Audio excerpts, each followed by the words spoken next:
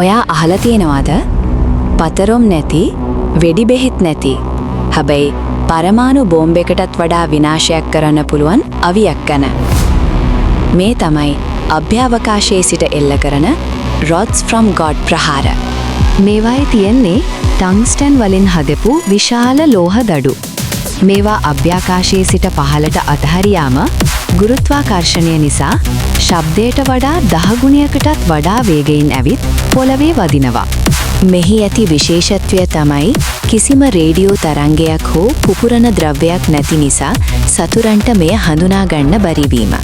පොළොව යට මීටර් 100 ගණනක් ගැඹුරට විනිවිද ගොස් ඕනෑම ආරක්ෂිත මධ්‍යස්ථානයක් කුඩු කරන්න මෙයට පුළුවන්. ඉරානය සහ ඇමරිකාව අතර යුද්ධයක් ආයෙත් ඇති වුවහොත් ඉරානයේ පොළොව යට තියෙන ඉතාමත් ආරක්ෂිත බංකර් විනාශ කරන්න ඇමරිකාව මේ අභ්‍යවකාශ අවිභාවිතා කරන්න ඉඩ තියෙනවා. ඇත්තටම මෙවැනි අවි දැනටමත් අභ්‍යවකාශයේ රහසිගතව ක්‍රියාත්මක වෙනවද? ඔයා මොකද හිතන්නේ? ඔයාගේ අදහස කමෙන්ට් කරන්න. මේ වගේ ලෝකයේ අලුත්ම තොරතුරු දැනගන්න වීඩියෝ එකට ලයික් කරලා අනිත් අයටත් බලන්න ෂෙයා කරන ගමන්. දස අපිම සබ්ස්ක්‍රයිබ් කරලා තියාගන්න.